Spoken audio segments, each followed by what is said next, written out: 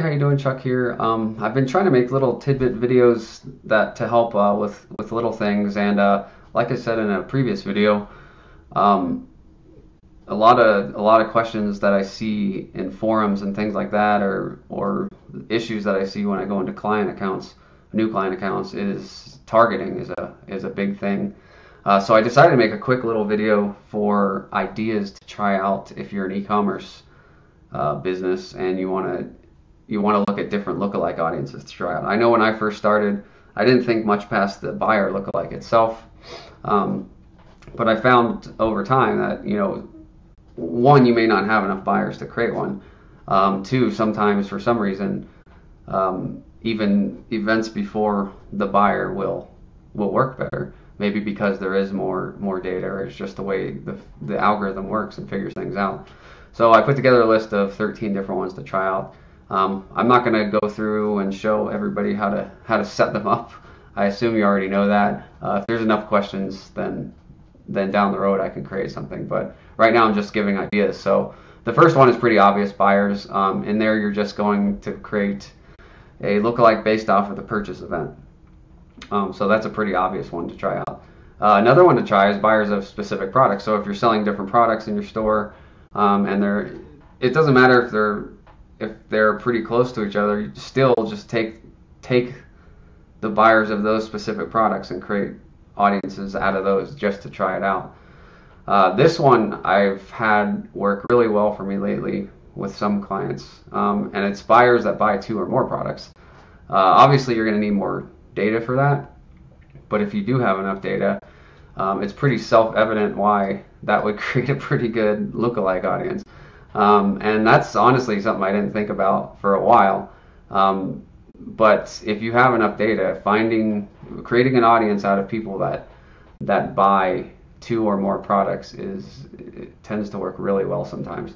The way you do that is you go into refine, and then you refine by aggregated value. Whereas here you refine by a content ID or event, I forget what it's called. But instead of that, you'll refine by aggregated value, and then you set the frequency greater than or equal to 2. So you're looking for people that hit that purchase event 2 or more times. And this is a great one to try out if you haven't yet. Another one, if you're in Shopify, this is set up automatically for you, and you're already getting these events, and it's after add to cart. It's called initiated checkout. So this is where they start filling in their credit card information. That's a great one to try out if you have enough. And then you could try out, again, initiated checkout for specific products.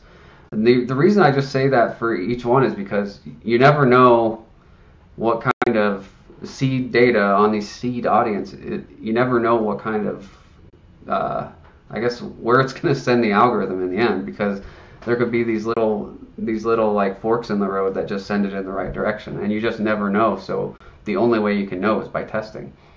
So that's why I recommend doing just a bare initiated checkout, and then one based on specific products, especially if you have products that are really different from each other. Same thing with add to cart. So create an add to cart audience, create a lookalike off of that, and then create an add to cart for specific products.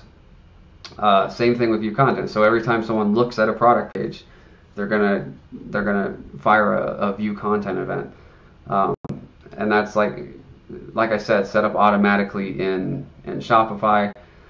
I'm sure other ones do the same thing, but just do a view content. So that's gonna make an audience out of anyone that looked at any product page, and then do another one for people that viewed specific pages. Start with your largest and most successful products.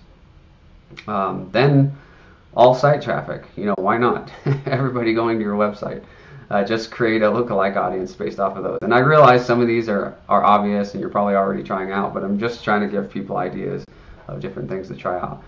Watch 75% or more of your videos. And this isn't a hard rule. There's other percentages in Facebook, like 25, 50, 75, 95. Those are the different percentages. Depending on how long your videos are, you can try out different percentages. If you have a ton of video views, try 95%. And that's going to give people that watch pretty much your entire video.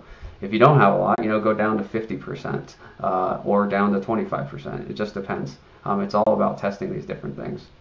And these actually, they seem really, really broad and not like they wouldn't be as valuable. But I've actually, especially with the Instagram, I've seen some better audiences come out of that for some reason with a couple clients. So like I said, you would think this is like the bottom of the food chain here, but with one client, the best audiences have been this one and then this one, where I've had to turn off almost all of the other ones.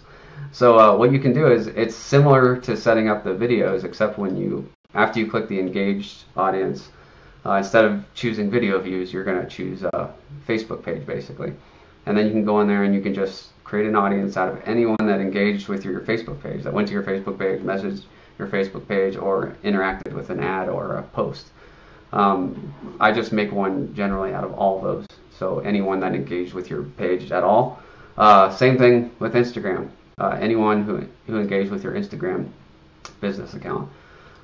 So yeah, these are 13 different ideas to create different lookalike audiences to try out. I mean, if you haven't tested all of these, I would recommend creating an audience and testing every single one of them if you haven't, especially this one, because if you have enough data, this one can really turn into something good.